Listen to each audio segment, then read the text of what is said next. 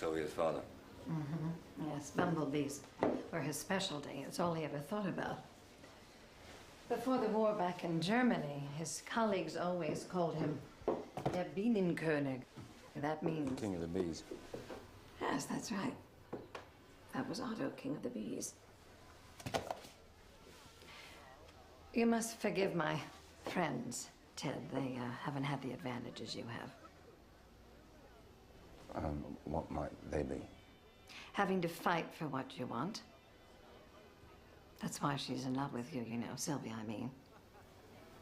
Oh my God, there were... I don't mean to sound disloyal, but there were a lot of other boys, but they didn't scare her. She rather frightened them, I think.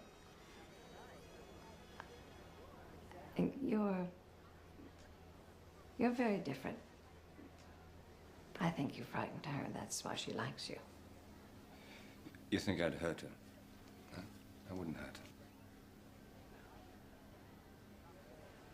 Do you know that we found her right where you're standing, right under there, under the boards? You thought she was dead. She was so pale, so white. Some people want to be found. Sylvia didn't. She just crawled into a hole and waited to die. Be good to her. Always.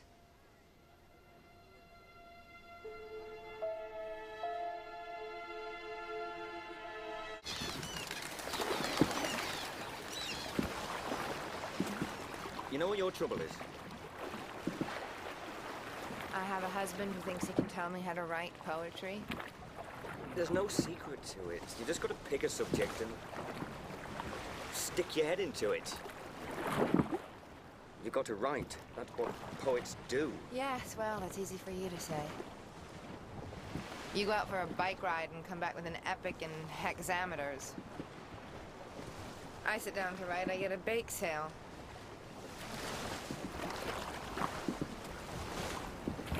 Do you know what my trouble is?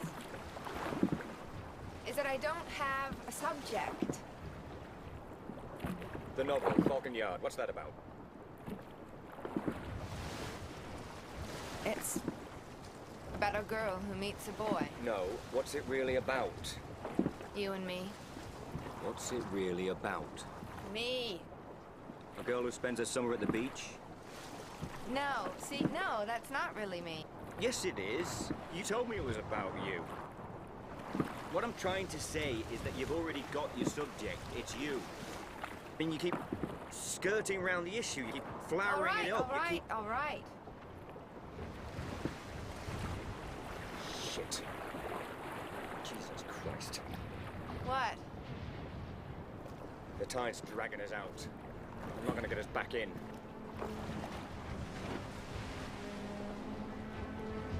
People drown like this.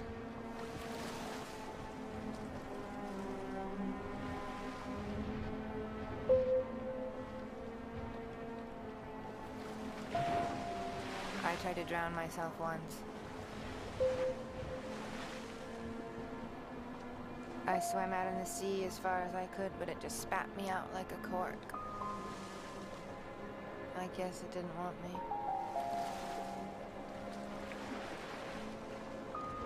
You know what's funny? I was always happy until I was 9 years old. I was always in one piece.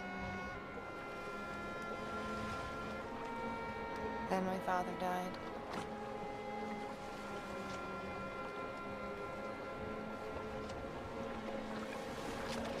"4 fathom 5, my father lies. Of his bones were coral made, those were pearls that were his eyes.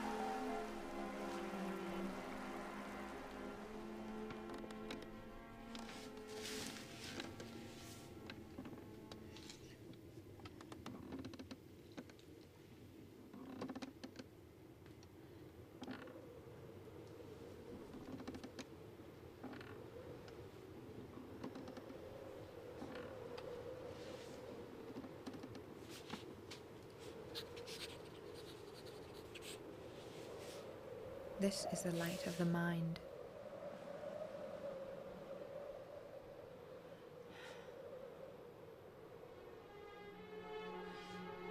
If the moon smiled, she would resemble you. Their redness talks to my womb. She would drag me cruelly, being barren. Thick, red, and slipping. Your nakedness. Shadows, how is it? Whose is that long white box in the grove? I need feed them nothing. I sizzled in his blue, our cheesecloth gauntlets, neat and sweet. Bare-handed, I hand the combs. The man in white smiles. There, so I can't see what is in there. Some god got hold of me lightly through their white swaddling. A world like all white days in a shameless silence. I cannot undo myself. And the train, a flight of the murderous into never liked you. They are dancing and stamping on you. They always knew it was you. Daddy, Daddy, you bastard, I'm through.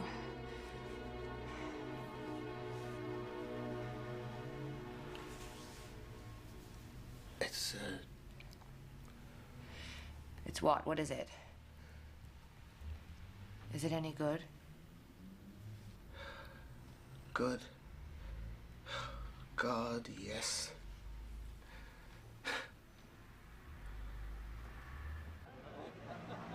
That daddy poem, the use of metaphor, the way it builds the end out of the blackness into an explosion of fury, it's just stunning.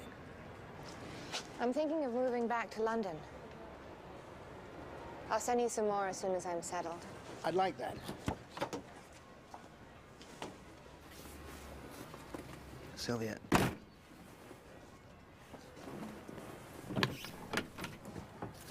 I know this must have been hard on you. No. Really, I've never been happier. And I've never written more. It's as if now he's gone, I'm free.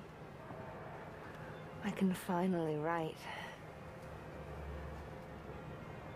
I wake up between 3 and 4, because that's the worst time. And I write till dawn. I really feel like God is speaking through me.